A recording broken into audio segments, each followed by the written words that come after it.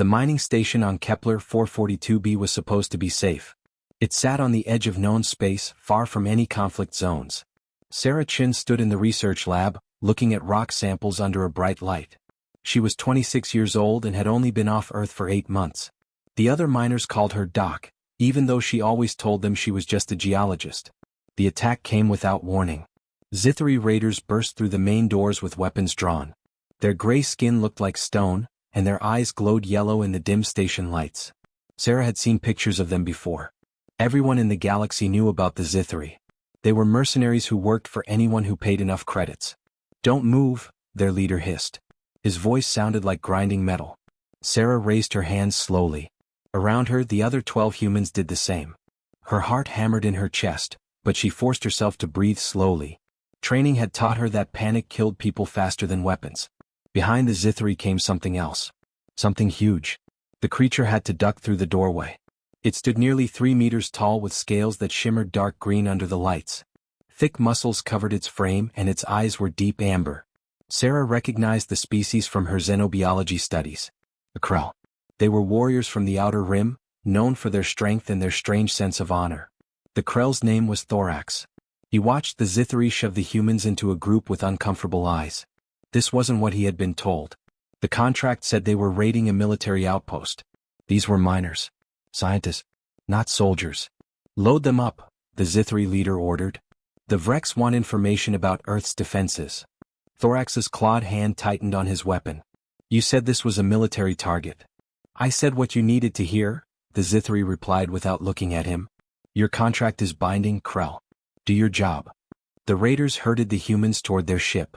Sarah walked carefully, her mind racing. She had maybe 30 seconds before they sealed the airlocks.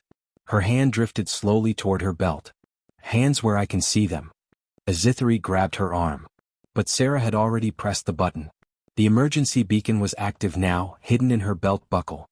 It was standard issue for all human personnel in frontier space. She didn't know if anyone would receive it in time. The nearest human ship was 3 days away. They threw the humans into a cargo hold that smelled like old metal and something worse. The ship lifted off within minutes. Through a small window, Sarah watched her station grow smaller below them. Hours passed. Then the Zithri came for her. They dragged Sarah into an interrogation room. Cold metal walls surrounded her.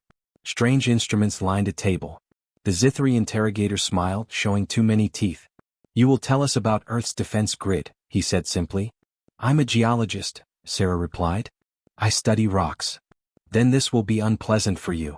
Thorax stood in the corner of the room. He had been ordered to watch, to learn human weaknesses.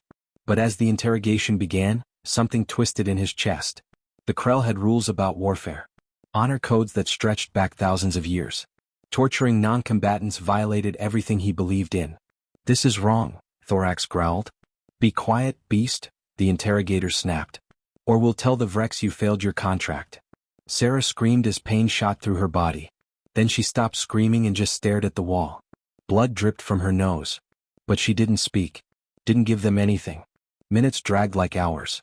Thorax's hands trembled with rage. Not at the humans. At himself. At his people who took contracts without asking enough questions.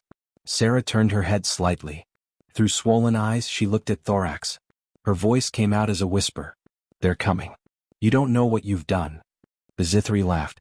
"Your nearest ship is 72 hours away, human. No one is coming." 15 minutes later, every alarm in the ship started screaming at once. Thorax had seen many battles in his life. He had fought against pirates in the Andromeda sector. He had survived the siege of Karath Prime. But nothing had prepared him for watching this small human woman refuse to break. Sarah Chin hung in restraints now. Her wrists bled where the metal cut into her skin. The Zithri interrogator circled her like a predator. He held a device that sent electric pulses through her nervous system. Every few minutes he used it. "Just tell us about Earth's orbital platforms," the interrogator said again. His voice stayed calm, almost bored. "How many defensive satellites? What weapons do they carry?" Sarah lifted her head. Her face was bruised and swollen. One eye had closed completely. But when she spoke, her voice came out steady. "Go to hell." The interrogator sighed and activated the device. Sarah's body went rigid. Her teeth clenched so hard Thorax heard them grinding. But she didn't scream this time. She had stopped screaming 5 minutes ago. Thorax stepped forward. Enough. She clearly doesn't know anything useful. The Krell speaks, the interrogator said mockingly. Go back to your corner, beast. This is delicate work. There is nothing delicate about torture, Thorax rumbled. His people had words for those who harmed the defenseless. None of them were kind. Your contract binds you to obey. Or would you like me to report your interference to the Vrex Consortium? Thorax's claws scraped against his weapon. The Vrex controlled most trade routes in this sector. Breaking a contract with them meant his clan would lose everything. Jobs, honor, future contracts. His family would starve. But watching this made him sick. The interrogator turned back to Sarah. Let's try something new. Tell me where Earth keeps its fleet and I'll give you water. Sarah's cracked lips moved. Blood stained her teeth. You'll never make it there. Oh, we won't go ourselves. We're just selling the information. The Vrex pay very well for human secrets. The interrogator leaned closer. Your people are too trusting. Too soft. You don't belong in this galaxy. Something flickered in Sarah's remaining open eye. Not fear. Not pain. Something else. Something that made Thorax's scales prickle with warning. You think we're soft? Sarah whispered. You took 15 civilians. You tortured a scientist. She coughed and more blood appeared. You have no idea what's coming? The Zithri laughed. Your distress beacon? We detected it. Very standard human technology. We know exactly where your nearest ship is. The UNSC Defiant is 72 hours away at maximum speed. We'll be long gone in 6. Thorax watched Sarah's face. She almost smiled. Through all that pain, the human almost smiled. Not the Defiant, she breathed. The others. What others? The interrogator's amusement faded slightly. Sarah didn't answer. Her head dropped forward. She had either passed out or was pretending to. Thorax had seen enough warriors to know the difference. She was still conscious. Still aware. Still waiting. The interrogator cursed and threw his device onto the table. Wake her up. We're not done. But Thorax wasn't listening anymore. His advanced hearing picked up something. A subtle vibration through the ship's hull. He had served on enough vessels to recognize that sound. It was the ship's sensors going active. Scanning for threats. The ship's intercom crackled to life. The pilot's voice came through high with panic. Captain. We have multiple contacts dropping out of FTL. Right on top of us. The interrogator froze. That's impossible. Nothing can jump that accurately into a gravity well. They're human vessels. 3 of them. They're not hailing. They're locking weapons. Thorax looked at Sarah. Her head was still down, but he could see it now. That smile. Small and bloody and absolutely terrifying. 15 minutes, she whispered. I told you. The ship's emergency alarms began screaming. Red lights flooded the interrogation room. Somewhere deep in the vessel, Thorax heard the weapon systems powering up. The interrogator ran for the door. Thorax stayed. He looked at the human woman who had endured everything they had done to her. Who had smiled when death arrived. What are your people? He asked quietly. Sarah raised her head and met his eyes. We're the ones who come back for our own.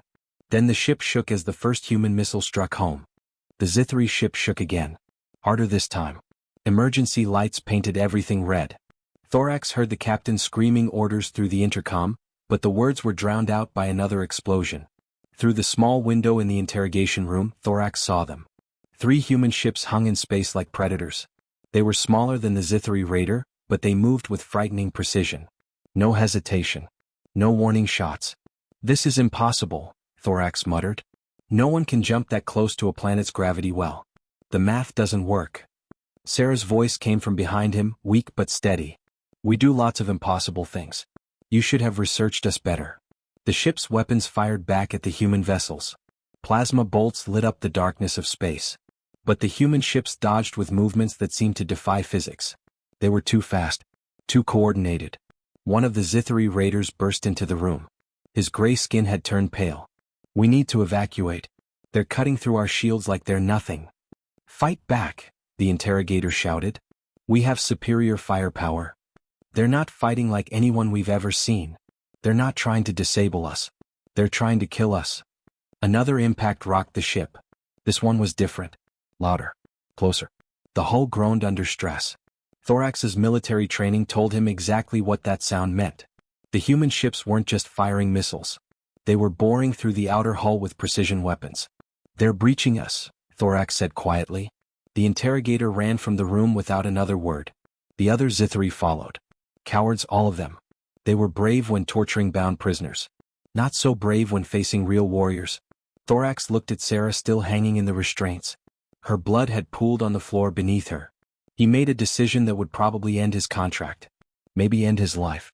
He stepped forward and released her restraints. Sarah collapsed. Thorax caught her before she hit the ground. She weighed almost nothing in his arms. So small. So fragile. Yet she had defied her torturers for 15 minutes without breaking. Why? Sarah asked through broken lips. Why help me? Because this was wrong from the beginning, Thorax replied. My people are warriors. Not butchers. The ship's hull screamed. Metal tore somewhere close. The sound of cutting lasers echoed through the corridors. Then came another sound. Boots. Heavy and synchronized. Moving fast. Thorax heard weapons fire. The distinct crack of Zithri plasma rifles. Then a different sound. Human weapons. They made sharp, rapid barks. Projectile weapons. Primitive by galactic standards, but Thorax heard Zithri screaming. The humans were winning. Stay here, Thorax told Sarah. He laid her gently against the wall. Stay quiet. Your people are coming. You could leave, Sarah said. Take an escape pod. Thorax shook his head. I am bound by contract. But more than that, I am bound by honor. I will face what comes. The sounds of battle grew closer. The Zithri were retreating. Thorax could hear the panic in their voices. They had never faced an enemy that fought like this. Most species in the galaxy followed rules of engagement. Warnings before firing. Attempts at negotiation. Civilized warfare. Humans had no interest in civilization right now. The door exploded inward. Thorax raised his hands immediately, dropping his weapon. Through the smoke he saw them. Human soldiers in black armor covered with strange markings. Their helmets hid their faces completely. They moved like a single organism, weapons raised and scanning for threats. One of them saw Sarah on the floor. He made a hand signal. Two soldiers immediately moved to her while the others aimed their weapons at Thorax. Contact. One Krell. Weapon dropped. Hands visible. The soldier's voice came through a speaker in his helmet. Cold. Professional. Deadly. Another soldier knelt beside Sarah. Dokchin. We've got you. You're safe now. Sarah's voice was barely a whisper. He helped me. Don't hurt him. The lead soldier tilted his head. Copy that. Krell, on your knees. Hands behind your head. If you move wrong, we end you. Thorax obeyed. Through the doorway he heard more gunfire. More screaming. The humans were not taking prisoners. They had come for their own. And they had brought hell with them. Two human soldiers lifted Sarah carefully. They worked with practiced movements, checking her injuries while others kept their weapons trained on Thorax. One pulled out a medical device and pressed it against Sarah's neck. She gasped as the painkiller hit her system. Vitals stabilizing, the medic reported. Multiple contusions, electrical burns, possible broken ribs. She'll live. Good copy. Get her to the extraction point. The lead soldier never took his aim off Thorax. Krell, you're coming with us. Move slow. Move wrong and you die. Thorax stood slowly, hands still raised. Through the broken doorway he could see into the corridor beyond. Bodies lay scattered. All Zithri. The humans had cut through them like a blade through silk. They moved through the ship in formation. Thorax walked in the center, surrounded by 6 soldiers. Their movements were perfect. Each one covered a different angle. They communicated with hand signals and short words. No wasted motion. No hesitation. Down one corridor, Thorax saw 3 Zithri trying to surrender. They had dropped their weapons and raised their hands. The human soldiers shot them anyway. Clean headshots. Quick, efficient, merciless. They surrendered, Thorax said quietly. They tortured civilians, the lead soldier replied. We don't negotiate with that. They passed through the ship's cargo bay. More bodies. The humans had killed everyone they found. Thorax realized something terrifying. This wasn't rage. This wasn't revenge gone wild.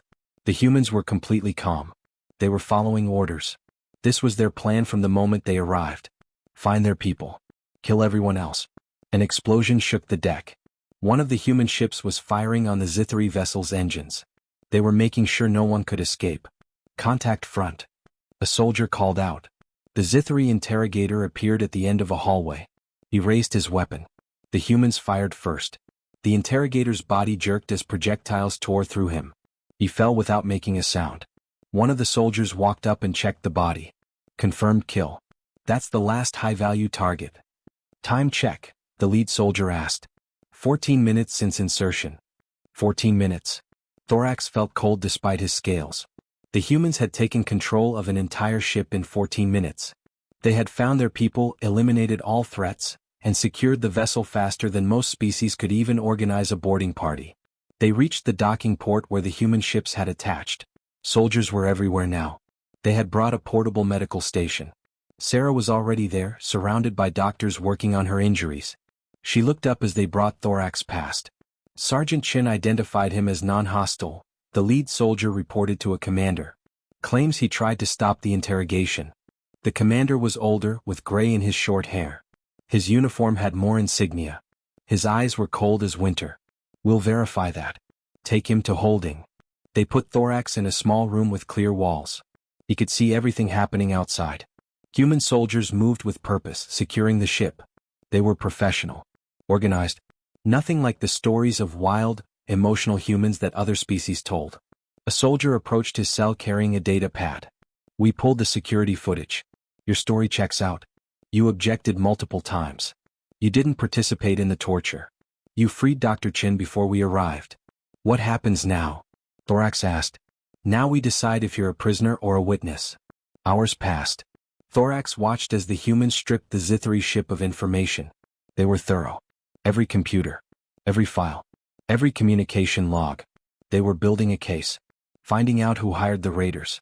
Who paid for the attack. Finally, the gray-haired commander entered Thorax's cell. The Vrex Consortium hired your raiders. Paid them to gather intelligence on Earth's defenses. You were contracted muscle. Kept in the dark about the real mission. Yes, Thorax said. Dr. Chin vouched for you. Says you showed honor when others didn't. That means something to us. The commander's expression softened slightly. You're free to go. But you need to understand something, Krell. We didn't come here to negotiate. We didn't come here to arrest anyone. We came here for one reason. To rescue your people, Thorax finished. No. The commander's eyes hardened again. We came here to send a message. Touch our people and we'll burn your world down to find them. 15 minutes is all the mercy you get. 6 months passed. Thorax stood in a bar on Station Helios, a neutral trading post in the mid-rim. He had come here to meet someone. Around him, aliens from a dozen species talked and drank. But the conversations had changed since the Kepler 442b incident. Everyone was talking about humans now. I heard they destroyed 3 Vrex facilities, a Tholian merchant whispered at the next table. Just walked in and took them apart. The Vrex Consortium barely exists anymore, his companion replied. The humans didn't just rescue their people. They hunted down everyone involved. Every single one. Thorax knew this was true. The humans had traced the entire operation. They found the Vrex executives who ordered the raid. They found the Zithri captain who planned it. They found the intelligence brokers who wanted to buy the information. Within 3 months, all of them had faced human justice. Some were in prison. Others had simply disappeared. The Galactic Coalition had tried to intervene. They said humans were being too aggressive. Too violent. The human ambassador's response had been simple. You had rules against torturing civilians. You didn't enforce them. We will. The door opened. Thorax turned and saw her. Sarah Chin walked with a slight limp now. Her left arm had scars that ran from wrist to elbow. But her eyes were clear and strong. She spotted Thorax and smiled. A real smile this time. Not the bloody, defiant one from the interrogation room. You came, she said, sitting across from him. You asked me to. I am a warrior of honor, even if my contract was not honorable. Sarah ordered a drink from the bartender. Something called whiskey. Very human. She took a sip and looked at Thorax carefully. I wanted to thank you properly. You saved my life. You saved mine, Thorax replied. You told your people not to kill me. Why? Because you tried to do the right thing. Even when it cost you. Sarah's fingers traced the rim of her glass. Your clan lost their contract with the Vrex, didn't they? Thorax nodded. Yes. When I testified against them, when I provided evidence of their crimes, they blacklisted my entire family. We have struggled to find work. Sarah reached into her jacket and pulled out a data chip. She slid it across the table. The United Nations Space Command is hiring security consultants. Warriors with honor who understand the difference between combat and cruelty. The pay is good. The contracts are clear. And we don't lie to our people about what the mission is. Thorax picked up the chip carefully. You would trust a Krell? After what happened? I trust you, Thorax. You're not responsible for what the Zithari did. You're only responsible for what you did. And what you did was right. She finished her drink. Besides, we need people like you. People who can teach us about the galaxy. People who can help us understand other species better. But your people are feared now, Thorax said. Everyone knows what happens when humans are provoked. Half the galaxy thinks you're monsters. Sarah's expression turned hard for just a moment. Good. Let them think that. Let them know that if they hurt innocent people, humans will come for them. Fast. Hard. Without mercy. Then she softened again. But to our friends, to people who show honor, we're the best allies you could ask for. Thorax looked at the data chip. A new beginning. A chance to serve with honor instead of profit. I accept, he said quietly. They talked for hours after that. About the galaxy. About war and peace. About the strange species called humans who could be gentle with children and brutal with enemies. Who valued loyalty above almost everything else. As the evening ended, Sarah stood to leave. One more thing, Thorax. Tell other species what you saw. Tell them the truth. What truth? That humans aren't conquerors. We're not looking for war. We just want to live in peace. Sarah's eyes held his. But if you threaten our people, if you hurt our family, we will move heaven and earth to get them back. And we will make sure you never do it again. Thorax watched her leave. Then he looked down at his drink. He had a story to tell now. A warning for the galaxy. Never mistake human kindness for weakness. They are not just warriors. They are protectors. And that makes them far more dangerous.